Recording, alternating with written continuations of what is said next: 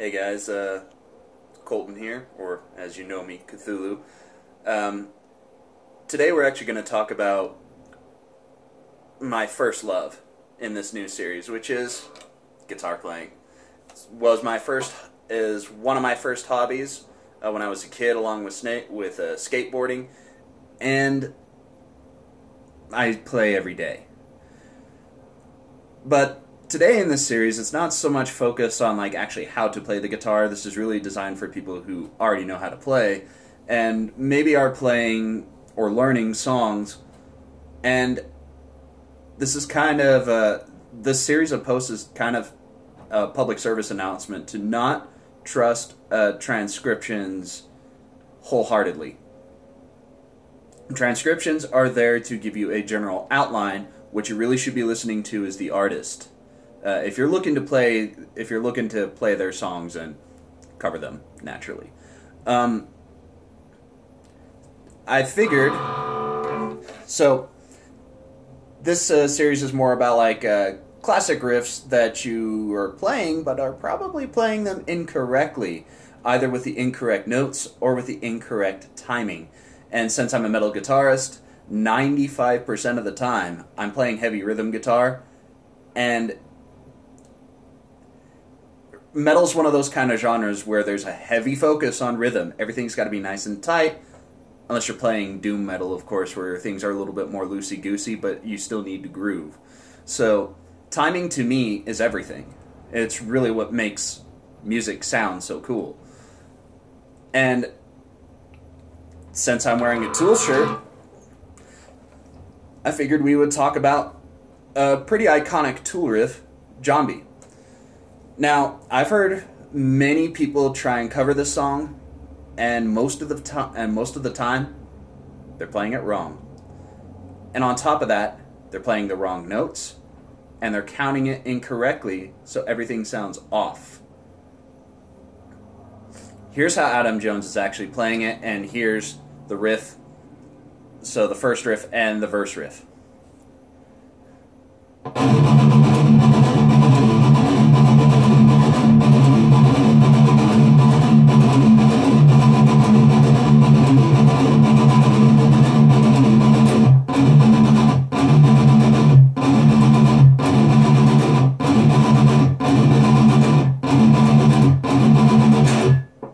That's how to actually play the riff, or the two riffs really.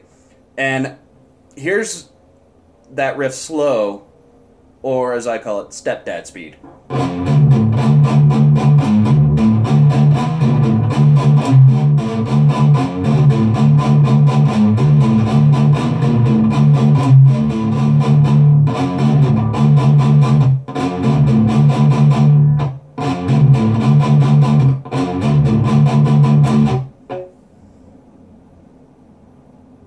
That's how to basically play the riff. Now, here's the incorrect version I've heard all over the place. So.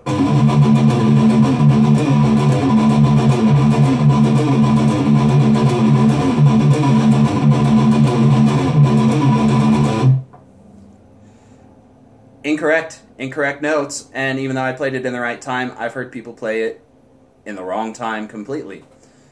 So, here's how Adam Jones is actually playing it. The first time I played it, you'll notice I only really played the riff with one finger, my forefinger. That's because what Adam Jones is actually doing is basically like a tom roll, applying drummer techniques to the guitar. So what he's doing is this. I'm going to try and get up as close as I possibly can. That's how he's doing it. Notice when I pulled off on the first note, my finger just kind of raked through and strummed the A string as well. So that's the actual technique to get the rolls right. To get the timing right, so you go 3rd fret, do that rake technique, 4 chugs, I just go down, up, and then we go to the 6th fret, rake technique, 2 chugs. Then you go down to the 1st fret, rake technique, 2 chugs. And then you go up to the 10th fret, rake technique, 2 chugs. And then it starts over.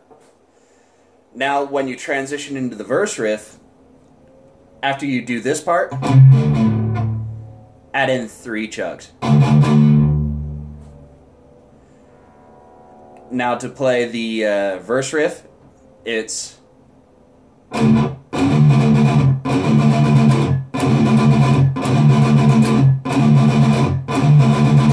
so slow.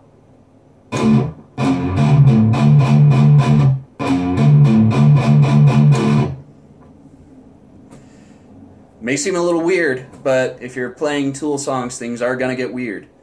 So, really, that extra third chug after the first riff, going into the verse riff, seems a little strange, and I've seen people mess that up easily. And I get it, because the song's actually in a tricky time signature. Where most people kind of go off the rails with this is I've seen this transcribed in 5/4 and 6/4, and that's not quite the right time signature. The song's actually in 9/8, so that would be 9 eighth notes per measure. So you would count that 1 and 2 and 3 and 4 and 5, 1 and 2 and 3 and 4 and 5, 1 and 2 and 3 and 4 and 5, 1. If you were to hear a metronome tap, this how it would be.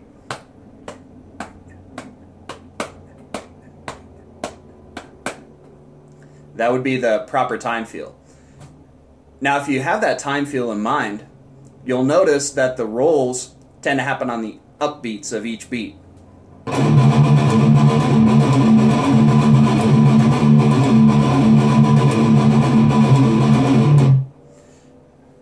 They tend to happen on the ands of each count, right?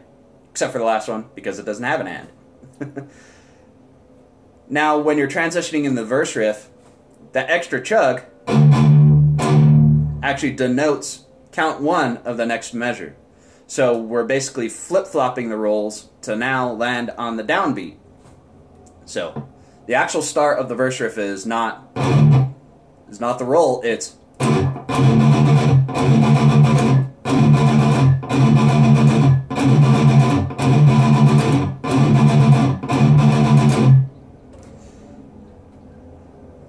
and you'll notice that the rolls happened on the downbeats, specifically on counts 2 and 4, I believe.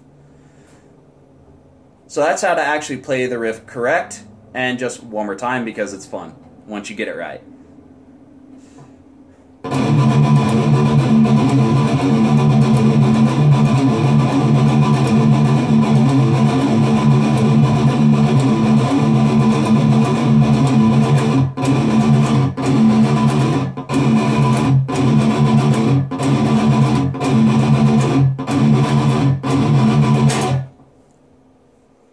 Alright, that's how to play Jambi correctly, and until next time, guys.